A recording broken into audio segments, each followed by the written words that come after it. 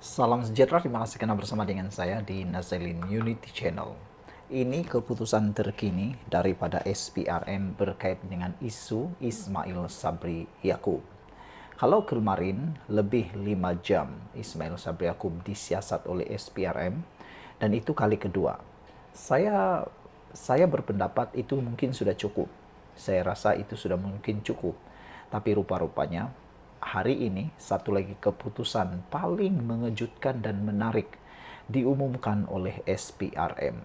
Saya jangkakan, saya ingatkan ini atau kemarin atau hari ini adalah hari terakhir Ismail Sabri Yaakob disiasat. Nampaknya ramalan dan telahan saya tidak tepat.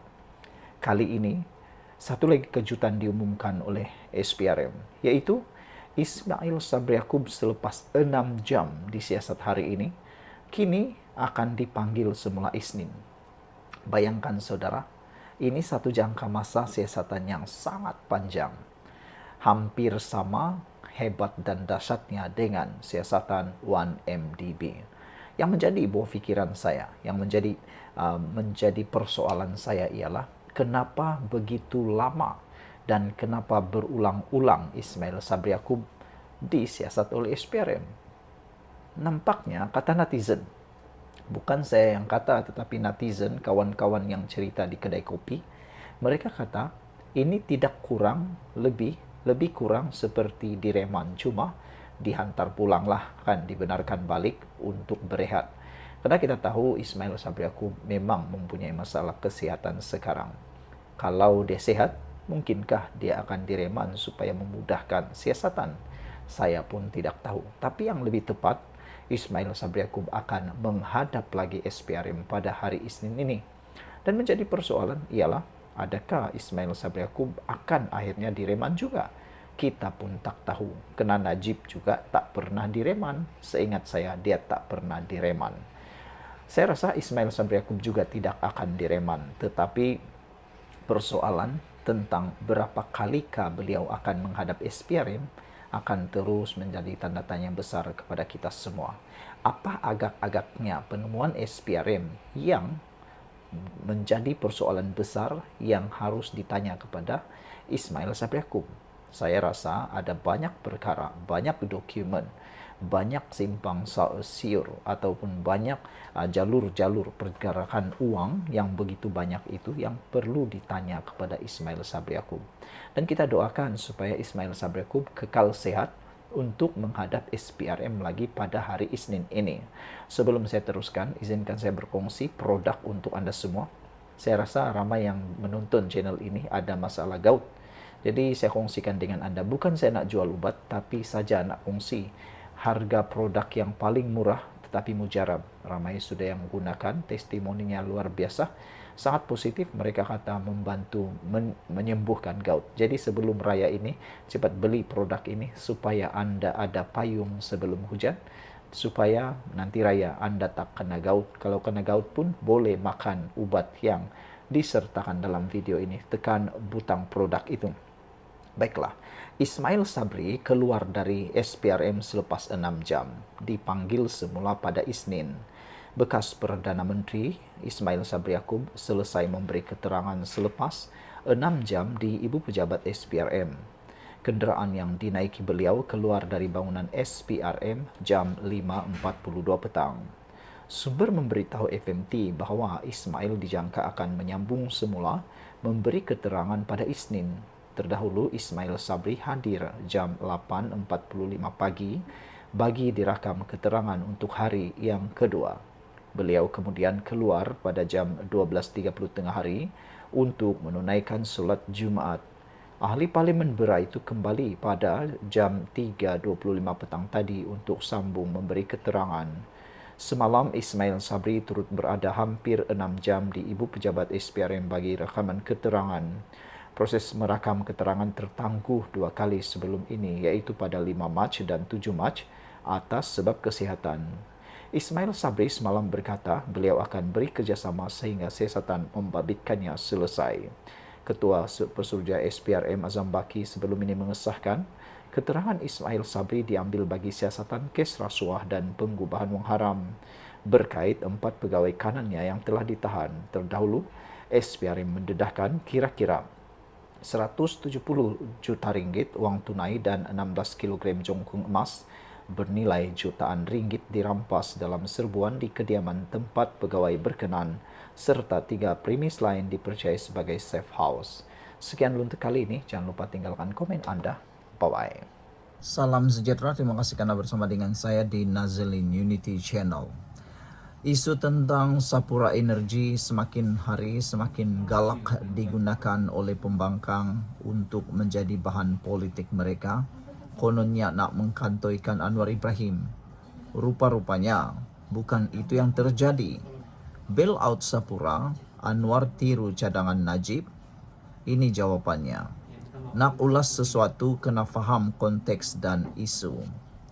Pada tahun 2022, dalam debat, Najib mencadangkan supaya Petronas bailout Sapura secara membeli saham tanpa apa-apa syarat. Tapi Anwar suruh buat audit forensik dahulu dan sentuh tentang elaun pengurusan yang tinggi, walaupun syarikat kerugian. Anwar kata dari guna duit Petronas baik pengurusan Sapura disusun semula dan betulkan segala salah urus. Bulan Mei tahun sama, Sapura Energy Berhad diklasifikasikan sebagai syarikat PN17 sebab kerugian keuangan yang besar. Syarikat melaporkan kerugian melebihi 8.9 bilion ringgit bagi tahun keuangan 2022. Selain itu, beban hutang yang tinggi, syarikat ini SEB bergelut dengan pinjaman sebanyak 10.3 bilion dan menghadapi masalah kecairan. Lebihan kos projek dan kelewatan pembayaran syarikat mengalami kelewatan pembayaran daripada pelanggan serta peningkatan kos projek. Gagal membayar pinjaman, SEB gagal membayar semula hutang berjumlah RM10 bilion pada Disember tahun 2021. Pada tahun 2024, untuk audit forensik, pada sebenarnya apa yang berlaku ialah telah dibuat untuk tahun keuangan 2024 oleh auditor bebas Ernst & Young yang menyatakan our opinion is not qualified. Ini bermaksud EY telah memberikan pendapat audit tanpa syarat, menunjukkan bahawa penyata keuangan Sapura Energy dibentangkan secara adil dan mematuhi piawaian peruntukan. Merujuk kepada isu tertentu, kemungkinan berkaitan dengan ketidakpastian kelangsungan operasi atau tekanan keuangan.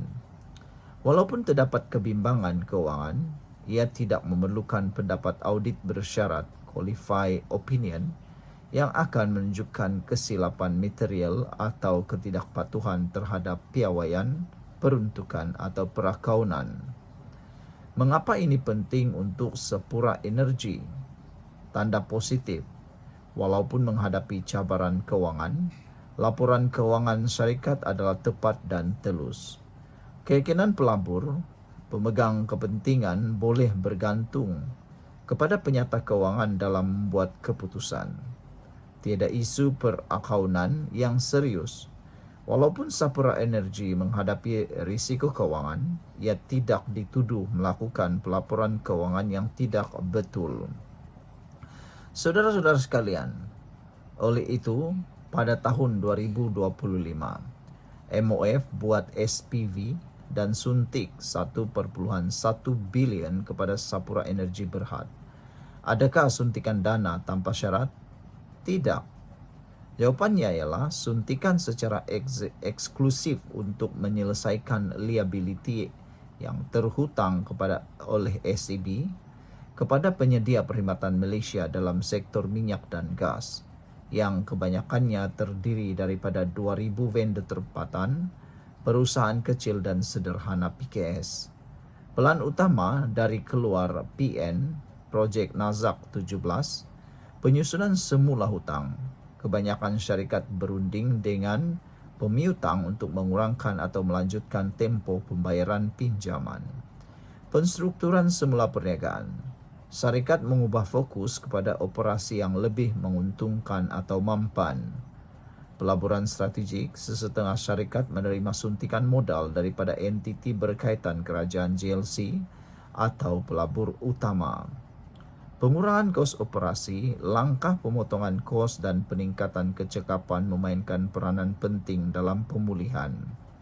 Bagi Energi Sapura, rancangan penyusunan semula hutang serta suntikan modal 1.1 bilion ringgit boleh membantu syarikat itu untuk keluar dari status Projek Nazak 17 dengan berjaya. Pada bulan Januari 2025, hari itu Sapura Energy telah dapat CEO yang baru. Jadi, kata-kata Anwar yang dulu masih lagi tepat bila audit telah dilakukan, masalah pengurusan telah diselesaikan dengan pengurusan baharu dan suntikan 1.1 bilion tadi digunakan untuk membayar hutang Sapura tertunggak pada vendor. Ini juga akan membolehkan Sapura keluar dari PN17. Contoh, salah satu syarikat yang berjaya keluar dari PN17 adalah Asia X. Langkah ini adalah cara terbaik untuk elakkan 2.000 vendor tidak mendapat bayaran dan akan menyebabkan rantaian ekonomi yang tidak menentu. Kesimpulannya, Anwar tidak meniru plan bailout Najib sebab ada kondisi prasyarat dan ia bukan cek kosong. Nampak sama tapi tak serupa langsung. Ditulis oleh Muhammad Mukhlis Muhammad Syarif. Perbandingan isu bailout antara Tun Mahathir dan Datuk Seri Anwar Ibrahim juga jauh beza. Semasa era Perdana Menteri keempat dan ketujuh Tun Mahathir, bailout, adakah dipanggil bailout? Ya, tiada pelan penstrukturan semula. Tetapi ketika Datuk Seri Anwar Ibrahim menjadi Perdana Menteri untuk era Perdana Menteri ke-10, adakah dipanggil bailout? Jawapannya tidak, kerana dipanggil pelaburan strategik. Dari segi audit dan ketelusan pula, semasa zaman Tun Mahathir Mohamad, tiada syarat audit sebelum suntikan dana. Tiada syarat audit sebelum suntikan dana. Itu berlaku semasa Mahathir. Tetapi ketika zaman Datuk Seri Anwar Ibrahim, dari segi audit dan ketelusan, telah disahkan ada audit forensik oleh EY pada tahun 2024. Dan perbezaan paling ketara sekali antara bailout perbandingan bailout antara Tun Mahathir dan Datuk Seri Anwar ialah tujuan. Semasa Tun Mahathir menjadi Perdana Menteri, tujuan bailout hanya selamatkan CEO, Chairman, kuncu-kuncu dengan bayar gaji berjuta-juta menurut paparan ini. Manakala semasa Datuk Seri Anwar Ibrahim pula tujuannya adalah mahu menyelamatkan, hanya selamatkan 2.000 vendor tempatan yang 80% daripadanya adalah Bumi Putra. Sekian dulu untuk kali ini, jangan lupa tinggalkan komen Anda.